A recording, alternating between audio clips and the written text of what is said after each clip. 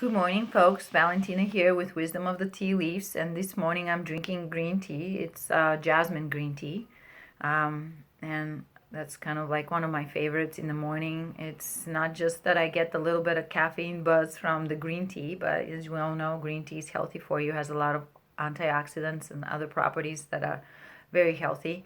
But just the flavor of flowers is very uplifting and positive, so I gravitate towards it. I can't help it. So that's my drink enjoyment for the morning. And today I'm contemplating, or more like I'm going to offer you a sort of a synthesis of what's been for me maybe 6 or 7 months of research and trying to wrap my mind around issues in the relational space. I broke up with my partner of 7 years back in December of last year. So, I'm personally vested in the issue. But also, it seems to be a time of flux in the area of relationship for people. It seems like we are leaving the old paradigm of what relationships used to be like 50 years, 100 years ago. Like the relationships of our grandparents have been different than the relationships of our parents. A lot of us have been raised by single parents. And then there's my generation, and we're trying to figure it out coming out of these broken family relationships. And then the new generation, the millennials, who seem to be utterly confused about things that are our children, so to speak. So where is it going? We legalized same-sex marriages. We have the transgender conversation. Sex has been a big topic. People are trying to figure out what's happening, like what goes, what doesn't go. We're far from the Puritans, but it kind of sucks that that's our legacy, like from back when, we're the children of Puritans. It's and Catholics. So it's really mixing things up in people's heads.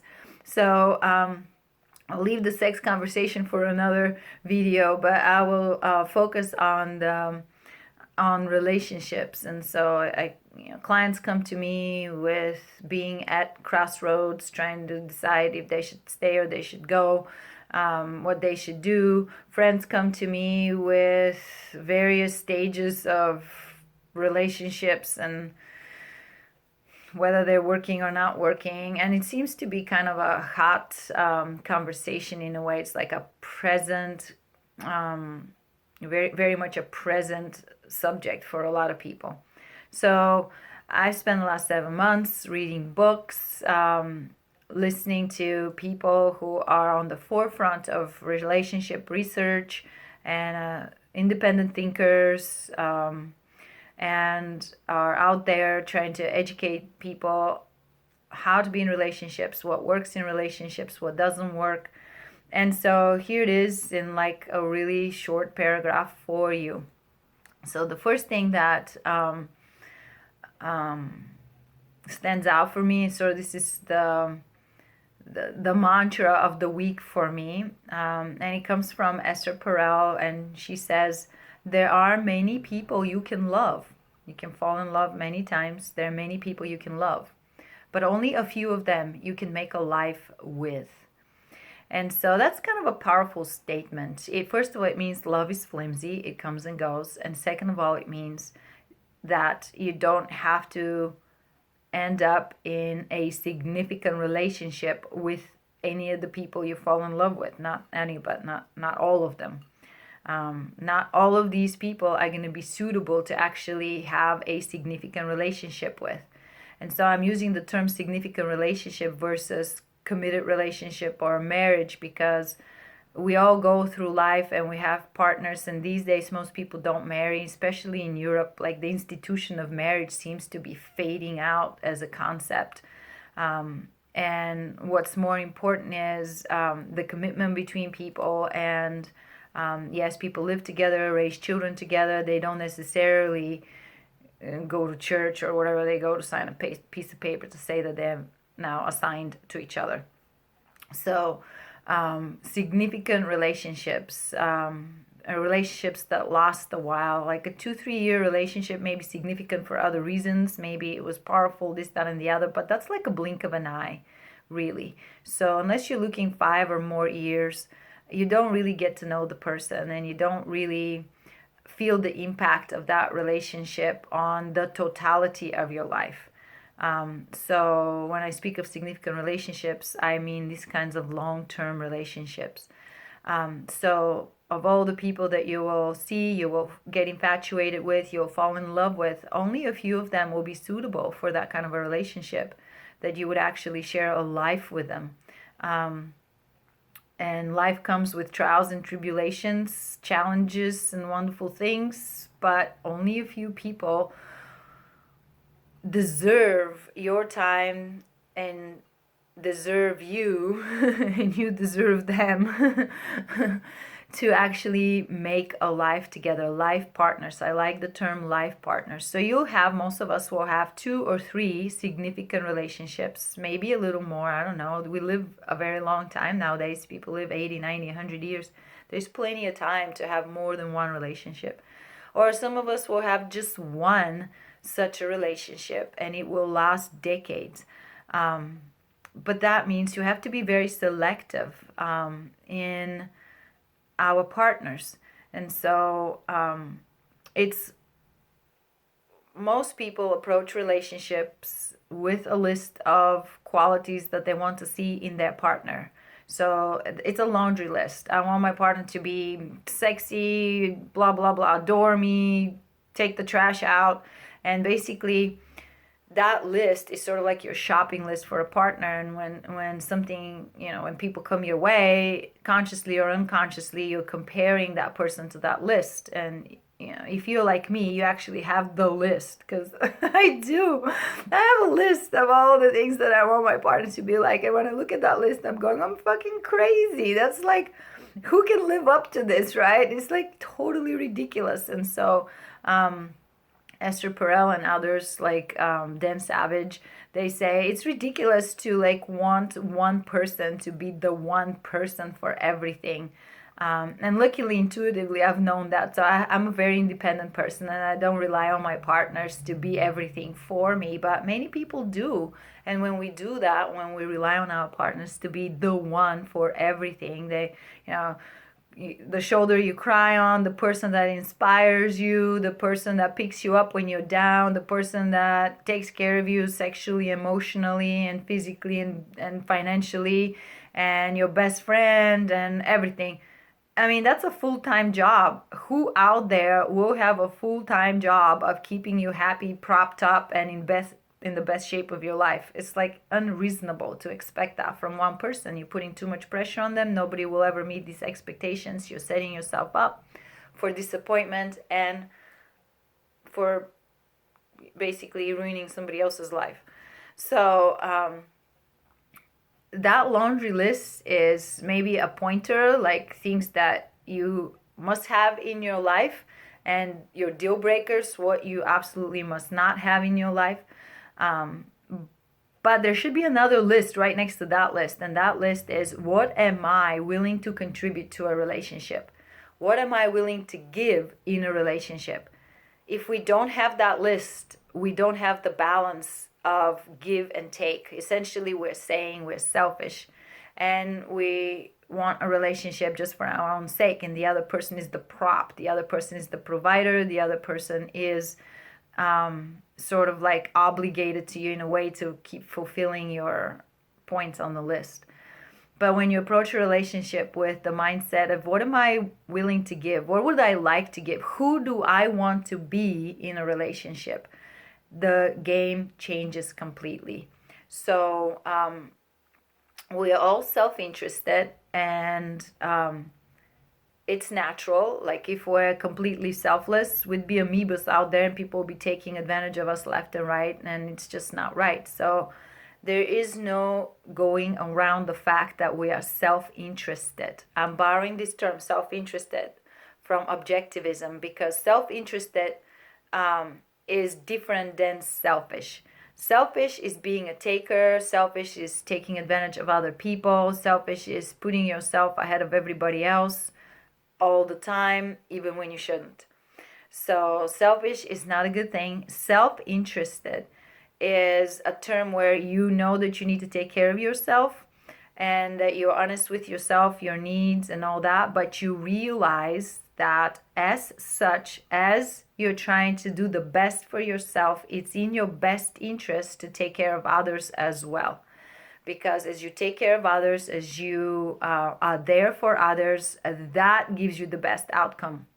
So it's a reciprocity term. To be self-interested means to be willing to reciprocate and to want to understand the value of interconnectedness, to understand the value of interdependence, and to understand the fact that you are not an isolated entity and the whole world does not revolve around you. So there's a difference between self-interested and selfish.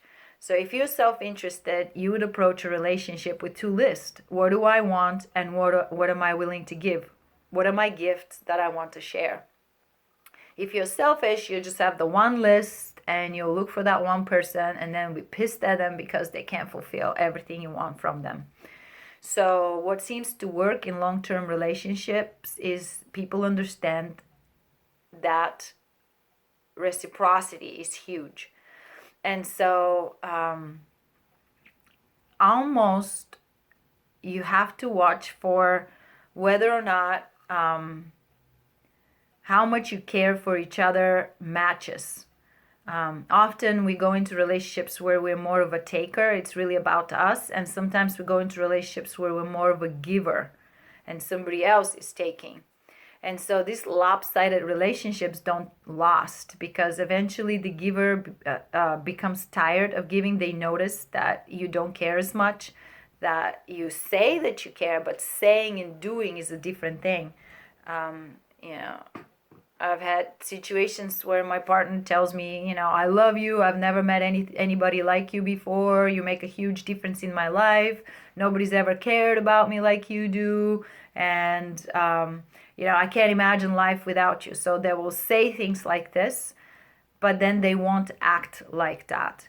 And why is that? It's like you can say, well, maybe they don't know how. And maybe they don't know how. But by watching how you do it, eventually they'll pick it up if they really want to show you that this is true, that what they say is true.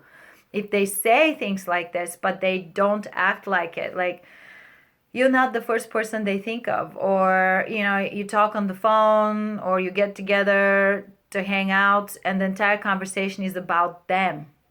And you're the mentor and you always, you're the listener and they're the talker. And they hardly ever think of asking you, well, how was your day?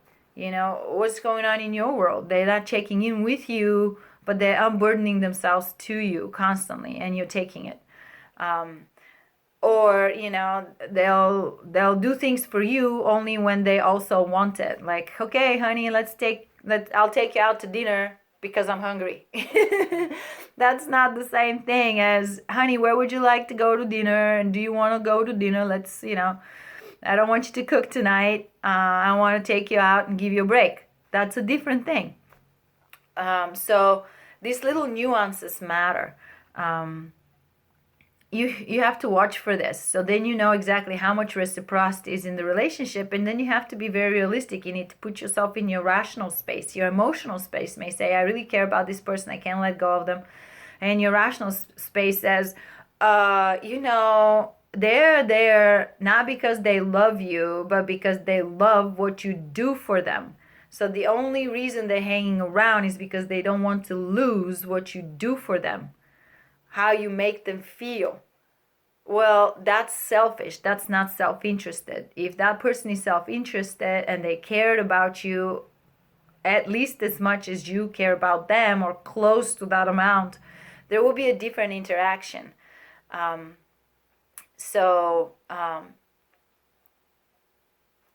That's what works in long relationships, is when people reciprocate naturally from their heart. And it kind of matches in amount. Yes, sometimes one person is more of a giver and sometimes the other person is more of a giver. You know, we all like go through hard times and easy times and all that stuff, so we kind of help each other out. But like when you look at, you know, the overall theme of the relationship, it should be somewhat equal care for each other. And if that doesn't exist, then if you are the giver, you need to be honest with yourself and realize that this relationship will not last and you need to move on. Accept the fact that too bad, but this person doesn't care about me as much as I care about them. Cut your losses short and move on. If you are the taker and you realize that you're a taker and you stay in that relationship, then you're an asshole. Sorry. Or if you actually realize that you value the relationship, then you need to step up your game and start acting like you're talking. Don't tell the person that you love them, show them that you love them. Don't tell the person that they're the most important thing in your life, show them that you are the most important thing in your life. And people get creative around the things we care about. We get really creative. So we find ways to express what we mean when we actually care about what we are talking about. So there's no going around this. If the actions don't match the words, you're having a lopsided situation. You need to get out. If the actions match the words, then you need to recognize that as it is right now, it can always change. As people change, as life throws challenges at us, as we go through losses, you know, parents, children, whatever, you know, jobs, as we go through moving, through various things, like life is full of stuff. So we all digest the events of life differently, and therefore we all kind of morph differently. So that's going to change the dynamics of every relationship. So it's super important for people to check in with each other. So that's another big hallmark of happy, passionate, long-lasting relationships, is that people actually check in with each other regularly. They're very interested in knowing how the other person feels at the moment, where they are at the moment, and being there for the other person. And then also being very communicative about how they've changed, where they are mentally, where they are emotionally, you know, being open, vulnerable to express themselves, to communicate their truth to the other person. And so by checking in with each other, they can keep each other on the same page, and they can navigate the moments where they start misaligning. And then that comes down to a question: do we want to keep aligning ourselves with each other? And so, as my friend said at lunch the other day, is like, at any point in time you realize that you always have multiple choices, and here you are with this one person, and then you have other choices. And we are certainly in the supermarket of freaking options here, you know, and they're in your face. It's people accessible on social media. It's just like all of a sudden you have, you know, if you lived in a village, you only had 2-3 options. Now you have like thousands of options practically. So it's easy to think about the grass is always greener and to romanticize a possibility, instead of look in your own relationship and look at your own partner and remind yourself of why you're there and what you value. So what she said is, you actually make a conscious choice. You say, this is what is important to me. This is where I'm going to spend my energy despite of all my other options. I have so much here. It's amazing. I do not want to lose this under any circumstances. And so when people make that investment, that they make that mental shift versus, well, you know, we're together. If it doesn't work out, we can always get divorced. That's not being invested in a long-term outcome. And you're just there for yourself, and you're like, whatever. So making that conscious choice that this is what is worth your time and effort, and this is what feeds your soul, so you're going to nurture it. This relationship is where you blossom. This person, this connection makes you a better person. And that's what you're bringing out of the other person too. You're making them a better person. So you're growing together. This is important to you. You're not going to give it up regardless of all the options. It's like when I'm at the restaurant and I'm looking at the dessert menu, there is not just one dessert. There's usually like at least 4 or 5, and I like them all. I'll be happy with the chocolate flowers cake. I'll be happy with the creme brulee, and I'll be happy with like a number of other things. And sometimes I kind of feel more like chocolate, and sometimes I feel more like cream. But I can only eat one dessert, so I have to choose the one I'm going to eat. Because if I order them all, or if I order one and eat it, then order another one and eat it, I'm gonna be sick before the evening is over. So you make a choice and you enjoy it. It's like you have made the mental shift and you're in it. Okay, so choice. Then as you're going through all this and you're reevaluating everything, you might have to make some changes about how you are with each other or what you do. But at the end of the day, your priority is each other, not something else. So people will always show you what their priority is by where they want to spend their energy. If your partner says, honey, I care about you the most, you're the most important thing in my life, and they spend most of their time at work and they come home exhausted and can't even talk to you, then their priority is really their work. Because you don't have to spend extra 3 or 4 or 5 hours a day at work. You can say no. So then Esther Perel says, people think of relationships like they defy the rules of everything else. Like if you're in a business, if let's say you decide to open a business, so here you are opening a business, you're all excited, all right? It's kind of like starting a new relationship, right?